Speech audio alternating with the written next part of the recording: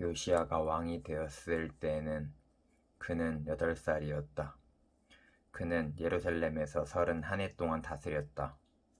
그는 주님께서 보시기에 옳은 일을 하였고 그의 조상 다윗의 길을 본받아서 오른쪽으로나 왼쪽으로 곁길로 벗어나지 않았다. 요시야는 왕이 된 지 8째 해에 아직도 어린 나이에도 조상 다윗의 하나님을 찾기 시작했다. 그의 통치 12년이 되던 해에 산당과 아세라 목상들과 아로 새긴 우상들과 부어 만든 우상들을 없애고 유다와 예루살렘을 깨끗하게 하였다. 요시야의 지시로 사람들은 바알 신들을 섬기는 제단들을 헐었다. 요시야는 제단 위에 있는 분향단들도 부수게 하였다. 그는 또한 아세라 목상들과 아로 새긴 우상들과 부어 만든 우상들을 바 가루로 만들어서 그 제단에서 제사를 드리던 자들의 무덤에 뿌리고 제사장들의 뼈를 제단 위에 불살라서 유다와 예루살렘을 깨끗하게 하였다. 그는 같은 일을 므낫세와 에브라임과 시므온 지역과 저 멀리 사방이 다 폐허가 된 납달리 지역에 이르기까지 직접 가서 행하였다.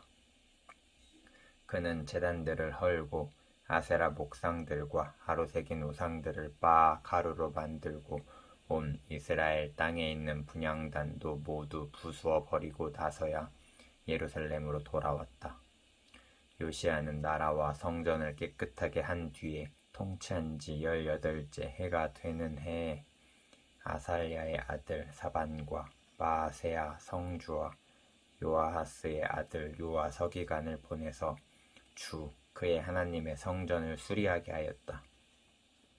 이 세 사람은 hil기야 대제사장에게 가서 하나님의 성전에 들어온 돈을 그에게 건네주었다.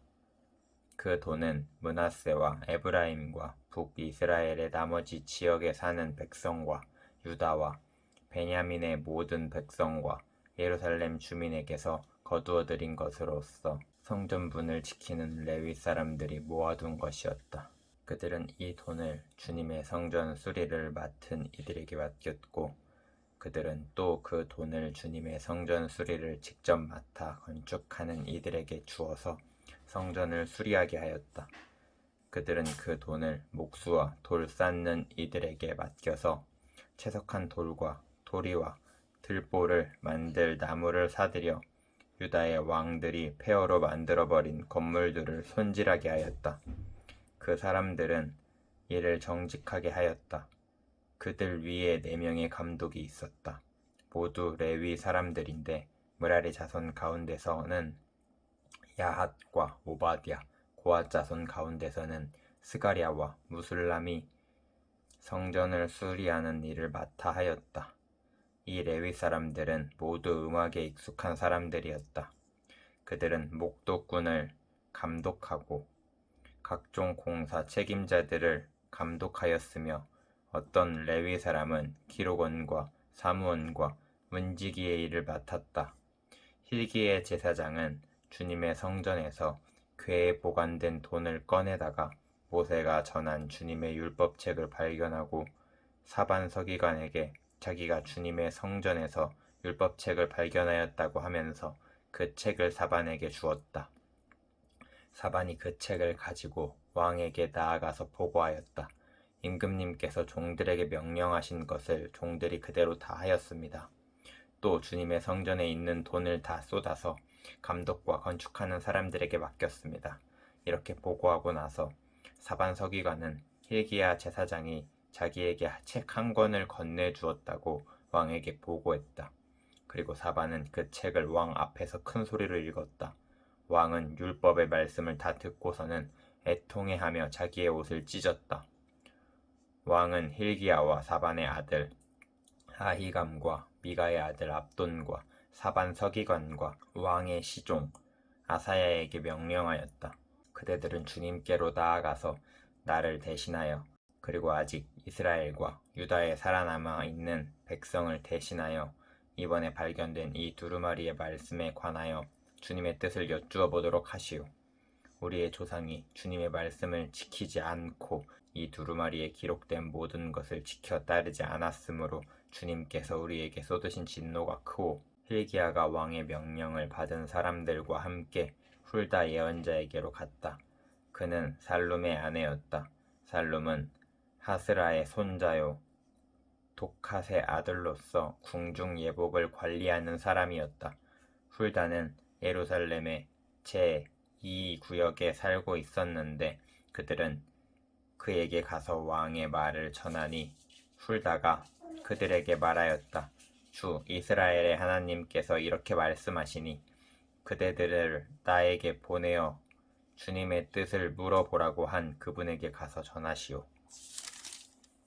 다 주가 이렇게 말한다. 유다 왕 앞에서 낭독한 책에 기록된 모든 저주대로 내가 이곳과 여기 사는 주민에게 재앙을 내리겠다. 그들이 나를 버리고 다른 신들에게 분향하여 그들이 한 모든 일이 나를 노엽게 하였기 때문이다. 그러므로 내 분노를 여기에다 쏟을 것이니 아무도 끄지 못할 것이다 하셨소.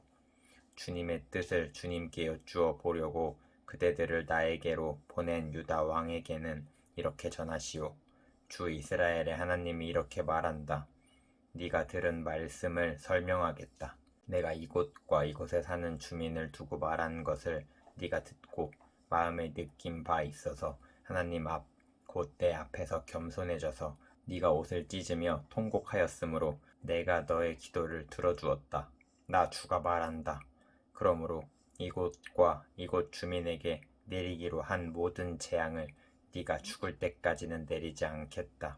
내가 너를 내 조상에게로 보낼 때에는 내가 평안히 무덤에 안장되게 하겠다 하셨습니다. 그들이 돌아와서 이 말을 왕에게 전하였다.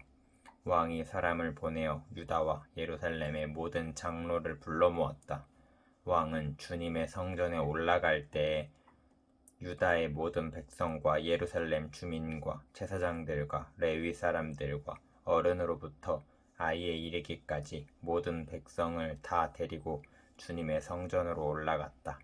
그때 왕은 주님의 성전에서 발견된 언약책에 적힌 모든 말씀을 사람들에게 크게 읽어 들려주도록 하였다. 왕은 자기의 자리에 서서 주님을 따를 것과 마음과 목숨을 다 바쳐 그의 계명과 법도와 규례를 지킬 것과 이 책에 적힌 언약의 말씀을 지킬 것을 맹세하는 언약을 주님 앞에서 맺었다. 왕이 거기에 있는 예루살렘과 베냐민 사람들도 이 언약에 참여하게 하니 예루살렘 주민이 하나님 곧 조상의 하나님이 세우신 언약을 따랐다. 이와 같이 요시야는 이스라엘 자손에게 속한 모든 땅에서 혐오스러운 것들을 다 없애버리고 이스라엘의 모든 사람으로 주 하나님을 섬기게 하였으므로 요시야가 살아있는 동안에는 백성이 주 조상의 하나님께 복종하고 떠나지 않았다.